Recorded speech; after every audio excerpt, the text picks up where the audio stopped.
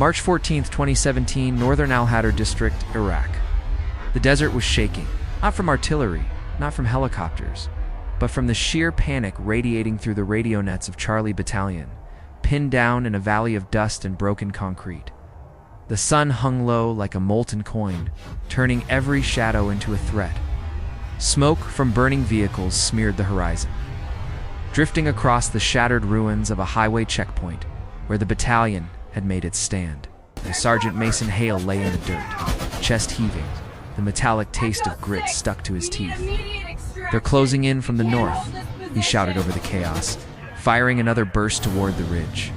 Enemy armor-old Soviet-era tanks and upgunned technicals were grinding forward, their engines coughing black fumes like beasts erupting from the deep. The battalion commander, LT Co. Adrian Pike, had his headset pressed so tight it left marks on his skin. His voice cracked as he transmitted the message they hoped they'd never have to send. "Mayday, mayday, any friendly air assets. This is Charlie Battalion. We are surrounded and being overrun. We need immediate support." For a moment only, static answered. Then one voice, calm, controlled, almost impossibly steady in the middle of approaching catastrophe. "This is Hog 2-1, A-10, on station. Copy your emergency." Every soldier who heard those words felt the same surge of disbelief and relief. The battalion had expected helicopters, maybe a drone strike if they were lucky, but an A-10 this deep into the battle space, this fast. Pike pressed a trembling hand to his mic. "Hog 2-1, we have multiple armored threats advancing on our position. We are out of anti-armor capability. We need those columns stopped, or we're done." There was a short pause, broken only by wind and gunfire. "Charlie Battalion, mark your position with smoke. I'm coming in hot, far above the battlefield." Captain Dana Reeves' call sign, Hog 2 enrolled her A-10 Thunderbolt II into a steep banking turn, the world tilting sideways through her canopy. Below, the valley looked like a scar carved into the earth, smoke and sand twisting together like torn fabric. The rival nations who had mocked the A-10, who claimed it was slow, outdated, and unfit for modern combat, had clearly never needed one like this. Her gloved hands steadied on the throttle. She could feel, more than hear, the deep vibration of the GAU-8, a avenger behind her 7 barrels of titanium wrath, ready to speak. "It's Charlie Battalion. I see your smoke." A thin streak of purple rose from the center of the valley, and right behind it, she saw the danger.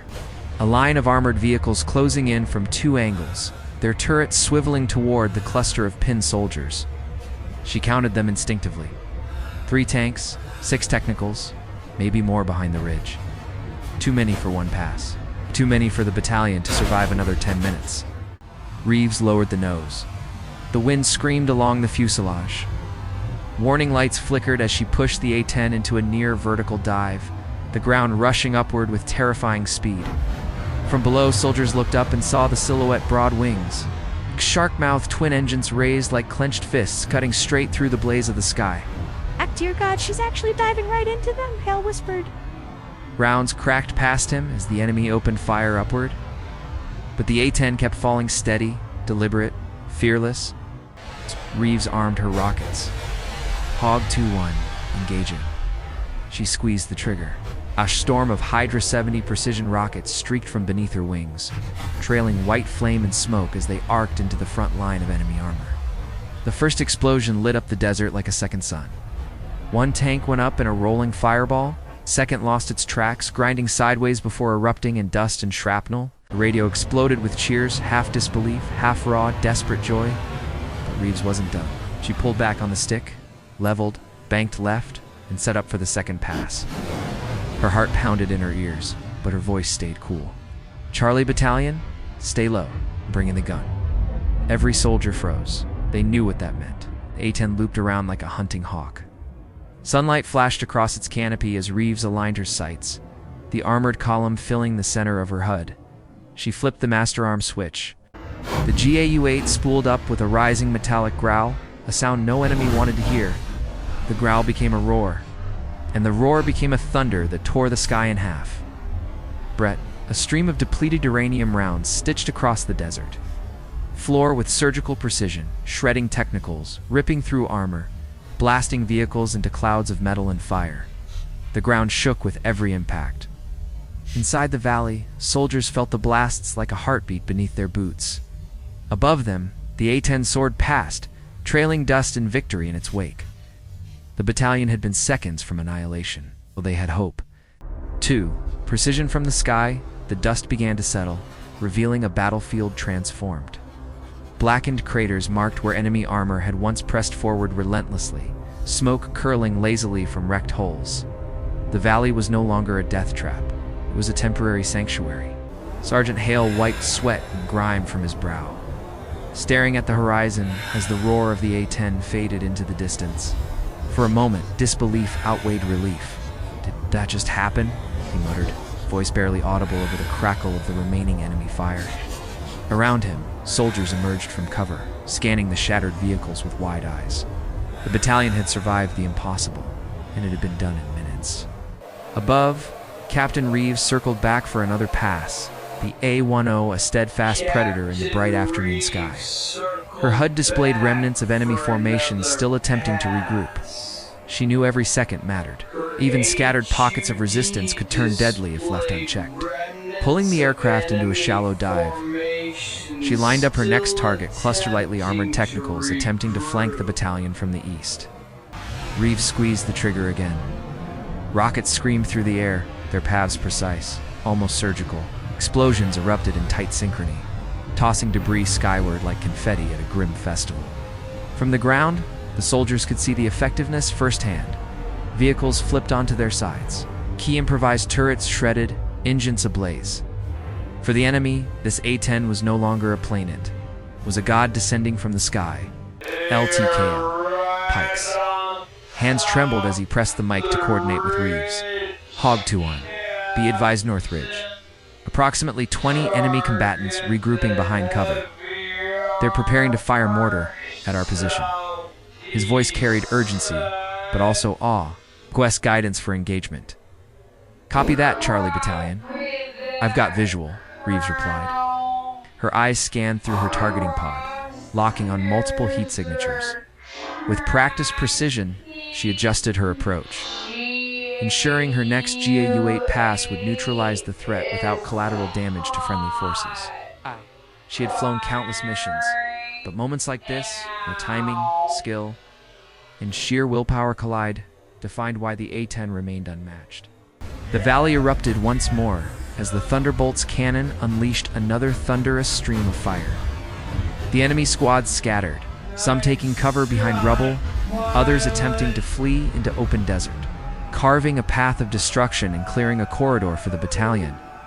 From the ground, soldiers shouted, cheered, and even cried, realizing the nightmare they were trapped in had been torn apart by the relentless assault from above. Amidst the chaos, Hale noticed the subtle precision that distinguished the A-10 from any other air support. The rounds weren't indiscriminate. The rocket fire wasn't wild. Each strike demonstrated not just firepower, but calculated strategy. For soldiers accustomed to seeing drones hover and artillery shells arc blindly, the Thunderbolt's deadly ballet was mesmerizing. It wasn't just saving them, it was teaching them the meaning of controlled destruction. Minutes stretched into what felt like hours, but Reeves kept circling, relentless in her approach. Her communications were steady, calm, almost clinical. Enemy armor eliminated on the eastern approach, remaining threat neutralized. Stand by for extraction corridor. Her voice carried reassurance that no one on the ground could provide in that moment. Pike exhaled, the tension in his shoulders easing fractionally. He watched as the last of the enemy vehicles burned, their crews retreating under the looming threat of the A-10's return. Everyone, hold your positions, but stay alert, he instructed. That plane just saved our lives, remember this. Remember her. In the skies, Reeves began to ascend, her engines throbbing steadily. Below, the battalion regrouped amid the rubble and dust, shaken but alive. The battlefield, once a cage of fear, had been cleared with unmatched precision and tenacity. Soldiers who had once scoffed at the A-10 or dismissed its relevance in modern combat now had an indelible lesson carved into their memory. And as the valley slowly quieted, the roar of distant artillery replaced by an uneasy calm, one truth remained evident: in the theater of war, where seconds decide life or death, the A-10 Thunderbolt II was not just a weapon, it was a lifeline. a guardian. And in the eyes of those who witnessed it, a legend reborn in fire and steel. 3.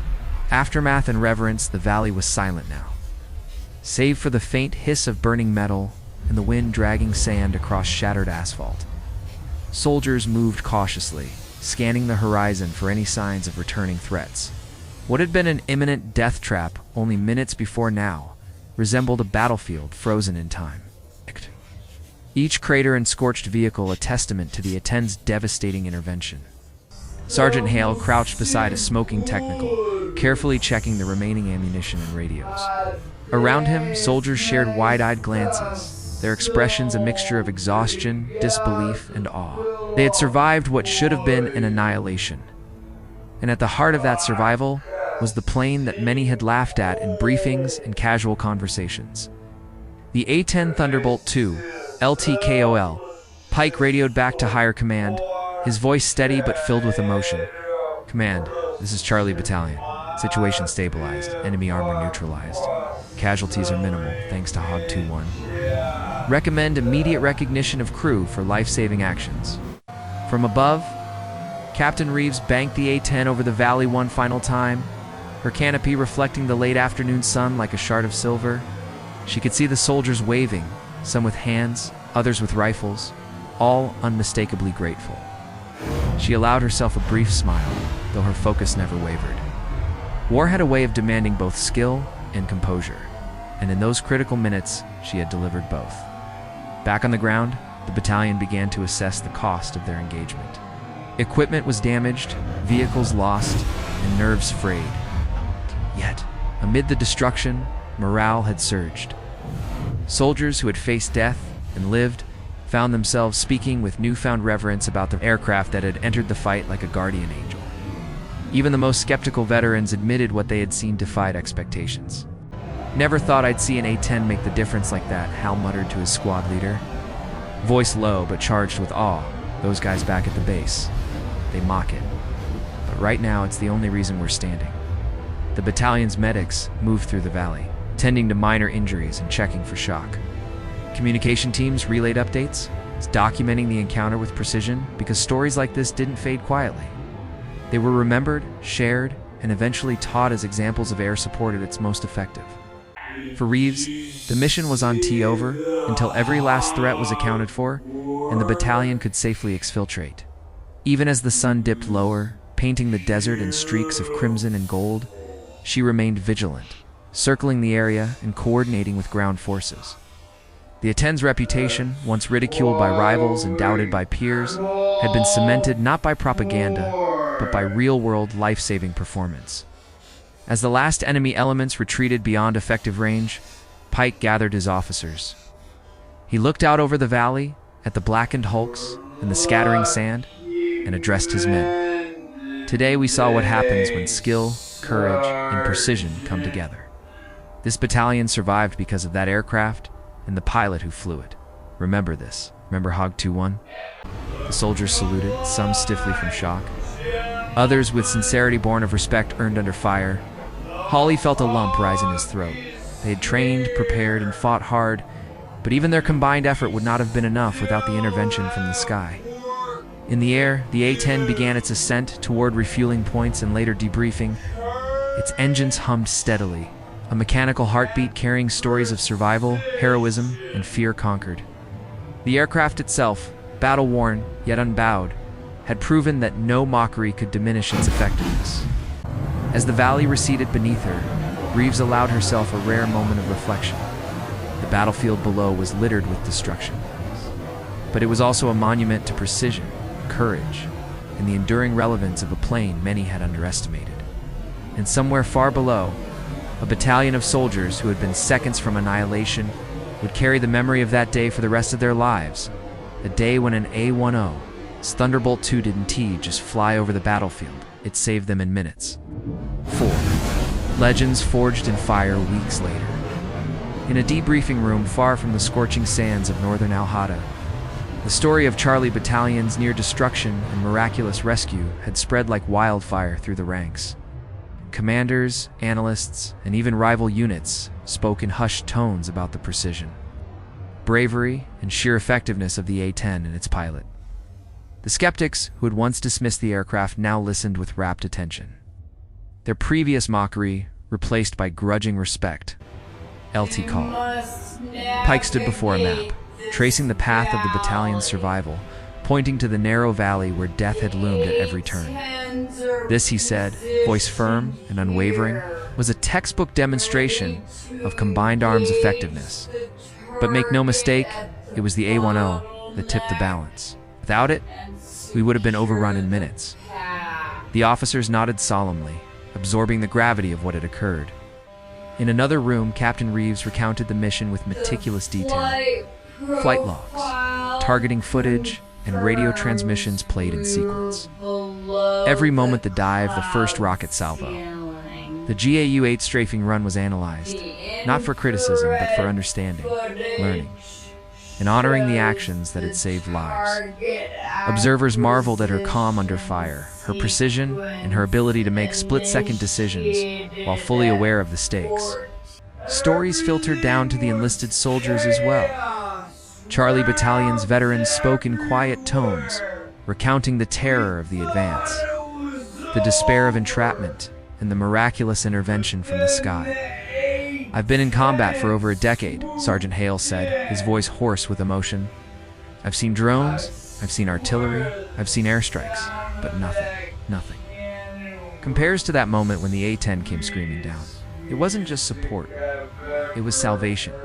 Military forums and internal briefings began using the engagement as a case study. Analysts dissected the mission from multiple angles: timing, approach vectors, ordnance selection, and pilot decision-making. The A-10's armor, loitering capability, and devastating GU-8 cannon were highlighted as decisive elements. In every review, one fact became undeniable. The aircraft's reputation as outdated or slow was now obsolete, replaced with a renewed understanding of its lethal utility and battlefield impact. Even the enemies who had once ridiculed the U.S. aircraft took note. Intelligence reports later confirmed that armored commanders had witnessed the A-10's assault firsthand, noting the destructive efficiency and the psychological impact on troops. For them, the Thunderbolt II was no longer a distant threat in reports or rumors. It was a terrifying reality that could obliterate their forces before they even had a chance to react. Back in the field, life returned to a cautious rhythm. The battalion repaired equipment, replenished ammunition, strengthened defensive positions, but the memory of those minutes remained vivid. Soldiers often glanced skyward, almost instinctively, knowing that the plane which had saved them could return at a moment's notice. For them, the A-10 was more than a weapon. It was a guardian, a partner in survival, and a legend living among the clouds. And for Captain Reeves, the experience left an indelible mark. Pilots train for countless scenarios, but few see their actions so directly linked to life and death. The mission reinforced her belief in precision, courage, and the enduring relevance of aircraft built not just for speed, but for resilience and effectiveness under the most extreme conditions. In the weeks that followed, awards were recommended, commendations filed, and histories recorded.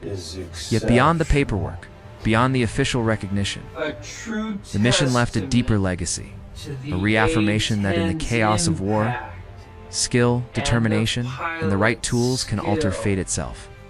Charlie Battalion.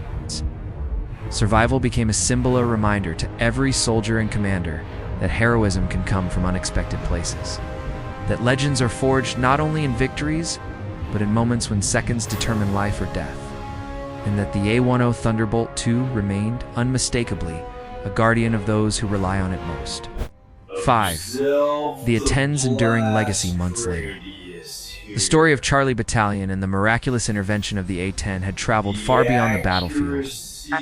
In classrooms, training simulations, and military academies, the engagement became a definitive example of air support's transformative power. Cadets studied the mission, analyzing how one aircraft, flown with skill and precision, could save dozens of lives in a matter of minutes. Veterans from other units who had once scoffed at the A-10 listened intently as the details emerged. They had joked about its speed, its outdated avionics, its comparatively slow appearance in the skies. Yet here was irrefutable proof that its design, heavily armored, heavily armed, and brutally effective, remained unmatched for close air support. In every retelling, the narrative was clear. Ridicule had no place when survival hung in the balance. In the Pentagon, commanders cited the engagement in internal briefings, emphasizing lessons learned and tactical considerations for future operations. They highlighted Reeves' decision-making under extreme pressure, the importance of coordinating with ground units, and the unparalleled effectiveness of the GAU-8, a cannon in neutralizing armored threats. Analysts remarked that this single sortie had prevented what could have been a catastrophic loss, preserving both manpower and strategic positioning in the region. Back with Charlie Battalion, the soldiers carried a newfound respect for air power. In the mess halls and barracks, conversations shifted from casual banter to reflective storytelling.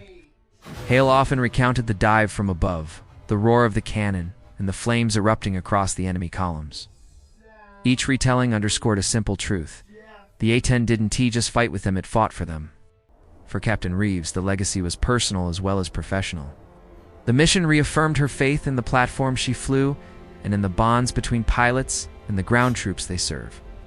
She continued her sorties with a renewed sense of purpose, aware that every action had the potential to tip the scales between survival and disaster. And though she remained modest, refusing to let the accolades overshadow the grim realities of war, she knew that her aircraft and her crew had earned a place in the annals of combat history. The battlefield itself began to heal as desert storms swept over the valley, erasing some of the visible scars while leaving the memory indelibly etched in the minds of those who had survived. The blackened vehicles and scorched earth were reminders not of defeat, but of resilience, skill, and the lifeline provided from above. Even enemy forces acknowledged the encounter and intercepted communications. There was a subtle, reluctant recognition that one plane had caused disproportionate destruction, altering the calculus of engagement. The Thunderbolt II, once a subject of derision, had asserted itself as a symbol of unstoppable precision and protection for those on the ground.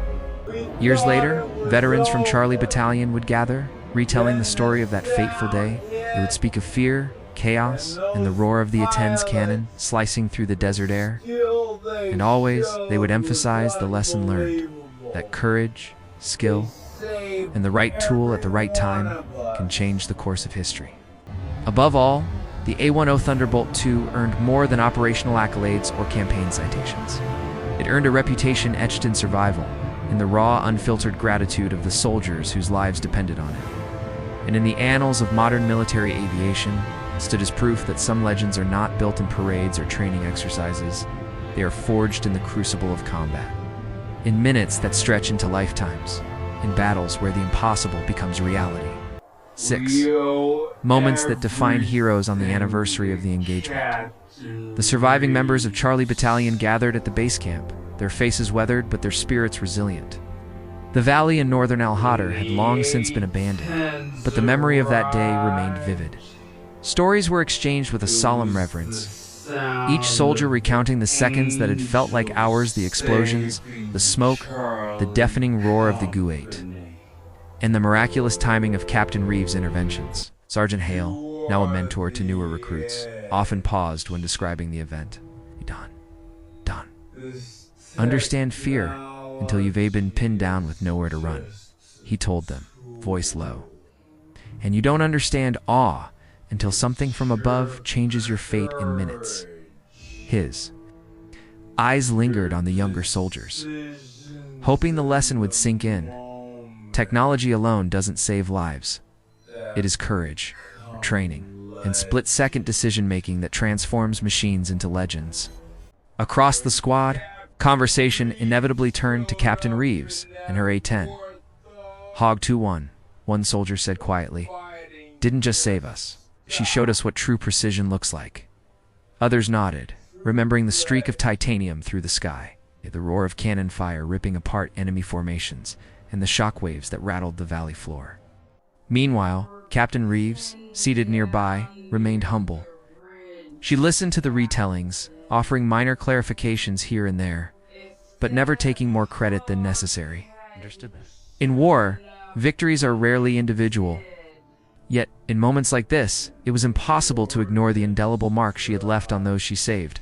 Each story, each detail, reinforced a universal truth. The A-10's presence had shifted the balance between life and death in those critical minutes. Military historians later highlighted this engagement as a defining example of how air support could turn imminent defeat into a decisive survival.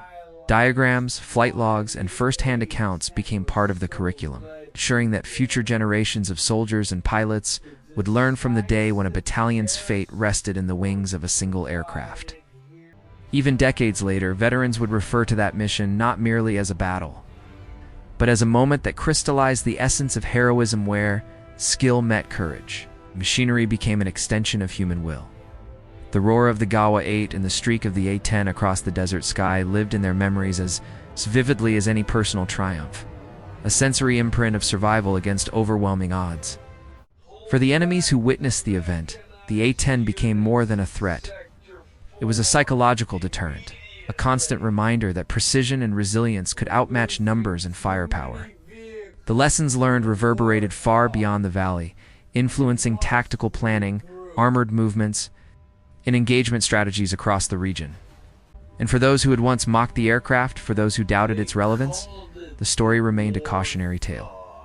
Never underestimate the power of a plane built for one purpose and flown by someone who understands its potential fully. The A-10 Thunderbolt II, once laughed at, had proven its worth, not in theory, not in demonstrations, but in the crucible of combat, where seconds decided life or death. 7. The legend lives on years past. But the story of Charlie Battalion and the A-10's miraculous intervention became ingrained in military lore. Training manuals referenced it. Veteran seminars recounted it. Even international allies and adversaries came to respect the terrifying efficiency of the Thunderbolt II, when flown by a pilot like Captain Reeves. It had transcended a single mission. It had become a symbol of what close air support could achieve under the most extreme conditions. New recruits were shown videos of the sortie, their eyes widening as rockets struck with surgical accuracy and the GAU-8 ripped through enemy armor. Instructors emphasized not only the firepower, but the discipline and split-second decision-making that defined Reeves' approach. Remember, they would say, it's not just the aircraft, it's the pilot. Precision, timing, and courage make the difference between survival and annihilation. At reunions and debriefs, veterans often reflected on the day with a mixture of pride and humility. Sergeant Hale, now a seasoned mentor, still recalled the dust-choked valley, the enemy columns advancing with lethal intent, and the moment the A-10 tore through the desert sky. We were seconds from being history, he told new soldiers, and she came down like a storm. That plane didn't just fight for us, gave us back our lives. Even beyond the battlefield, the A-10's reputation grew. Analysts wrote articles, historians cited the mission, and documentaries chronicled the survival of Charlie Battalion. The aircraft became a symbol of American ingenuity, resilience, and the enduring relevance of platforms designed for close air support. No mockery could erase the record of that day, when the Thunderbolt II reshaped a battle in mere minutes. For Captain Reeves, the mission remained a defining moment of her career, though countless sorties would follow and countless engagements would test her skills. The rescue of Charlie Battalion remained unparalleled. It was a testament to preparation, courage, and the sometimes overlooked truth that even in the age of drones and smart weapons, a pilot in an A-10 could change the course of history in the span of a heartbeat. And as stories were told and retold, one truth endured: in the chaos of war, when lives hang by a thread and seconds decide fate, legends are not born in comfortable simulations or boardroom briefings. They are forged in fire, steel, and courage. The A-10 Thunderbolt II, once underestimated, had proven its worth beyond doubt. It was no longer just a plane. It was a savior, guardian, living testament to the power of precision, bravery, and unwavering skill. And above all, it was a reminder that heroes come in many forms, sometimes armored in titanium, roaring through the sky and carrying an entire battalion's survival on